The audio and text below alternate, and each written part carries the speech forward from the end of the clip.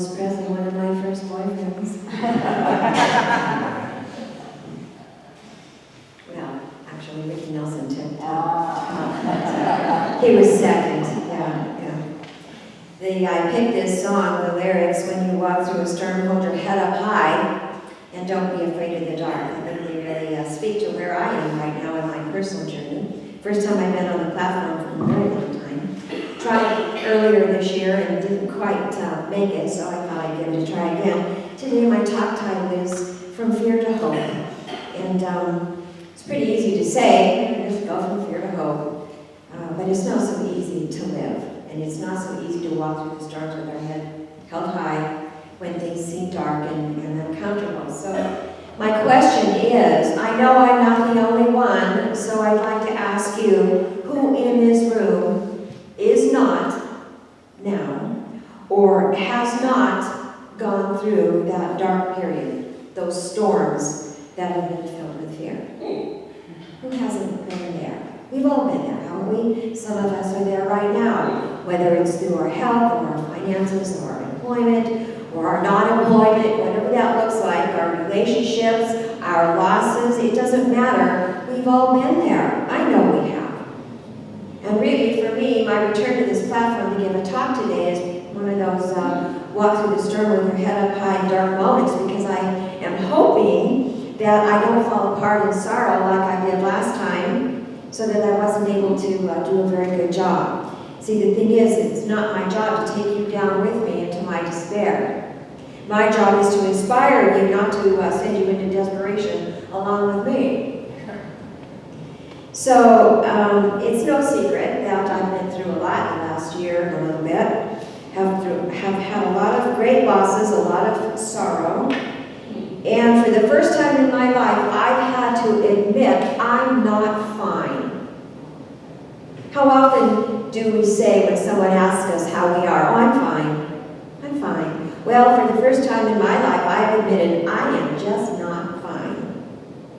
I had to be honest with myself and with everybody else about what I could handle in the moment and what I couldn't handle in the moment. So I've taken some time off to reflect, to get grounded, sort of. Comes and goes. And so today I think I'm ready to share some of what I've learned over the last many months of loss and sorrow and collapse and all of that. And the first thing I have learned is there is nowhere to hide. There's nowhere to hide. I got to embrace the world just as it is. So whatever you are going through right now, Debbie, it seems cool in here. I see people shivering. Can you turn off the air? Whatever you're going through right now, you can't hide from it. Whether it's your health, whether it's your finding purpose and passion in life, whether it's your financial situation, your work situation, your relationship situation, your losses. You cannot hide from these things. You just have to embrace them as they are. You don't have to like them. Don't hear me say you need to like them. I don't like most of what's happened in my life. But I can't hide from it, and so I might as well just embrace it as it is. And this is what I found out. There is no journey. There's nowhere to go. Because this is it. I'm where it is. You know, we always talk about the spiritual journey. Well, guess what? The spiritual journey is right where I am, right now, in this moment. Right in the middle of all this. And I'm kind of, after all this stuff I've been through lately, I'm kind of afraid to even utter the words, how can this be any worse? Don't ask. Don't ask. Whatever's going on, just don't ask that question, see? You can never go back to the way it was. Whether you're talking about youth, you're talking about the way your body used to look, used to be able to function, the way your passionate purpose showed up for you. Maybe you were involved in a very, wonderful, ambitious employment situation and that no longer exists for you. You can't go back to how it was, see? You can't go back to how it used to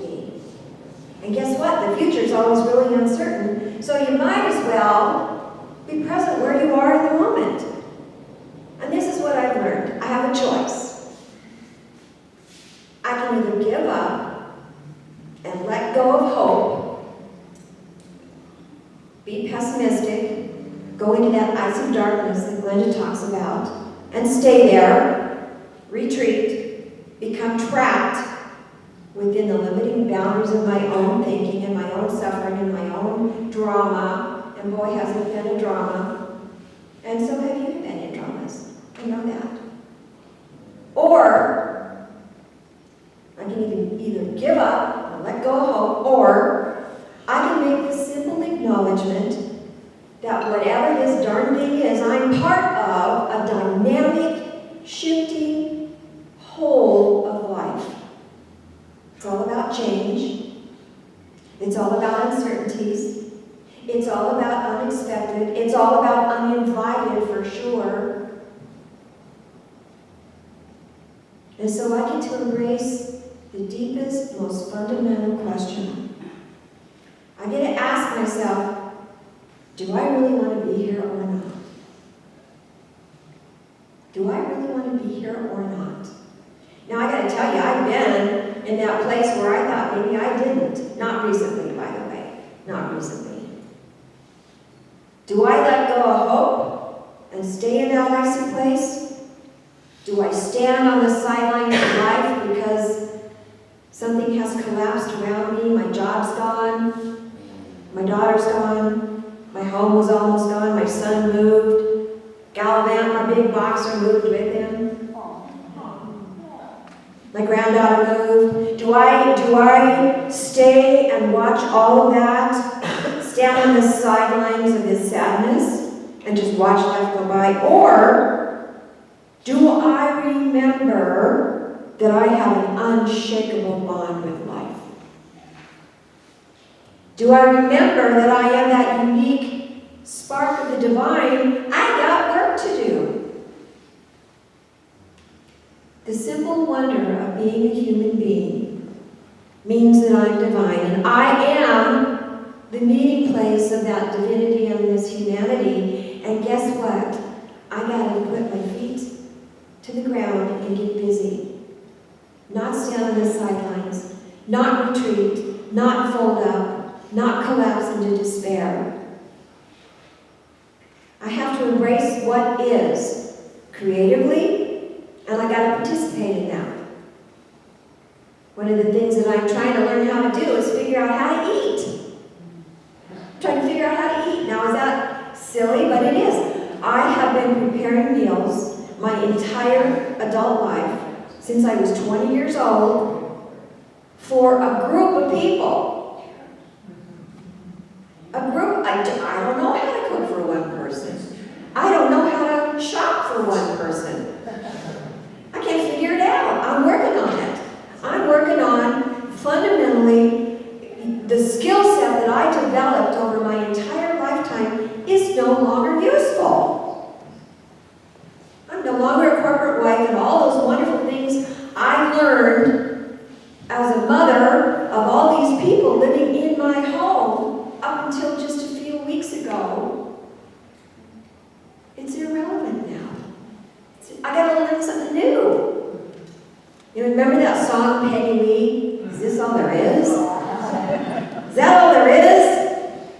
Well, if that's all there is, my friend, she says, and this is the invitation, well, let's just keep dancing. Let's just keep dancing. Let's figure out how to shop for one. Let's figure out how to cook for one. I love what Pema Chodron says. There's not a drop of rain or a pile of dog poop, and I know what that's about. I got a boxer puppy. There's not a drop of rain or a pile of dog poop that appears in your life that isn't the manifestation of enlightened energy, that isn't the doorway to sacred world. All of it, as icky as it is part of this unfolding invitation to be part of life, to be part of the divine energy that God is. We can shrink back, that's a choice. We can give up, that's a choice. We don't have the power to resist the dynamics of all the changes that take place around us. But this is what I've learned. No matter what, I have the responsibility to listen, to love, and to be loved. And what matters is the level of participation that I'm willing to bring to my life experience. Because what I know is that fear and sorrow hold us back. What I know is that part of that fear, Dalai Lama says that this angst that we have, this fear that we have, it's not about death. It's about being a walking dead. It's about the fear of not being needed anymore. It's about the fear of not being relevant in life anymore. I was explaining to my granddaughter some of the interesting folks that are now coming to my 2 Airbnbs. Thank you, God, I'm paying my mortgage. And she says, well, Grandma, that's okay, you're just being relevant, as I'm explaining some of these odd things that are going on. It's okay, Grandma, you're just being relevant. See? You have that great fear that all of this stuff that's happening to us is creating a situation where we're not needed in life anymore, where we're not relevant, where we don't matter, and that is not the truth. It's not the truth. I don't want to be the walking dead. I don't want to be a walking dead person with no passion and no purpose. Yeah, lots has happened. And I'm going to dare to make a commitment to be creatively involved in whatever comes next.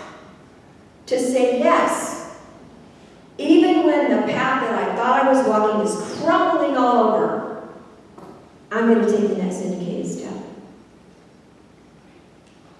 I'm going to say yes to the moment, and I'm going to move past the good old days when I used to cook up for a lot of people.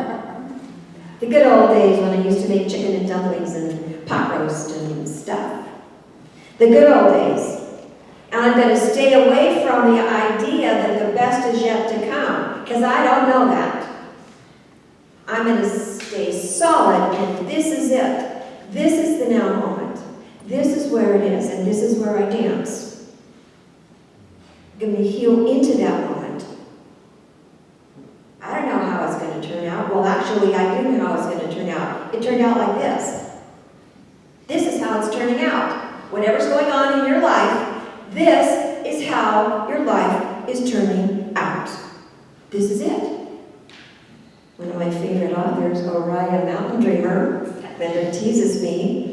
We are going to have that event one day. I know.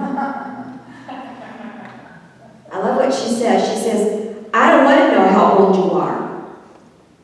Your age tells me how long you've lasted, but not what you've made of the precious time you've been given. Lasting, enduring is not enough. Tell me how you have rooted your fear.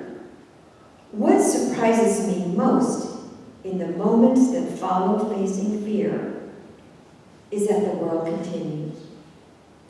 We're still here in this room. The walls are still standing. The sound of life drifts back through the terrible silence of whatever that stuff was. And the pull of life continues.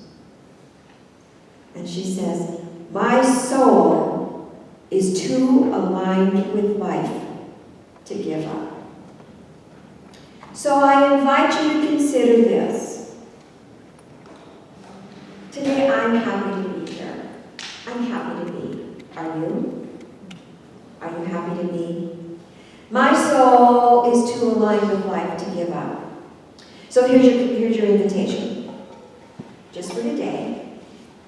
Make a commitment to life. I don't care what's going on for you. Whatever it is, however difficult your life is in this very moment in time, make a commitment to life. And if you're stuck in those limiting thoughts, if you're stuck in those desperate, sorrowful places, I get it. I'll probably be there again, maybe this afternoon, who knows? But what I do know is that I can grab onto hope. I can step out of that icy darkness. And I only have to do one small thing. One small thing. can it be? Taking the dog for a walk. Inviting a friend for a hamburger. That might be good for more than one, right? Just do one small thing. What is it? Make a decision, make a commitment, do one small thing. You know, the Japanese have a tradition, it's called Kaizen. And the invitation is, no matter what's going on, to move out of that cold, icy, frozen spot where you don't think there's any hope. Just take one sweet, small step at a time. We know that certainly in 12-step, one step at a time, one day at a time. That's all it takes. One small step at a time. And pretty soon, like I've done over this long period of time, when I haven't been giving talks on the platform because I didn't want to depress you, or me, you take that small step, get a little bit stronger, a little bit stronger. So what's the first small action? What's the first small step that you can take? What are you willing to do to make a difference in your life? To move out of that place if you're feeling stuck. To regain that hope. No matter what's going on in your life. And remember, when the path crumbles, just keep dancing. And thanks for listening.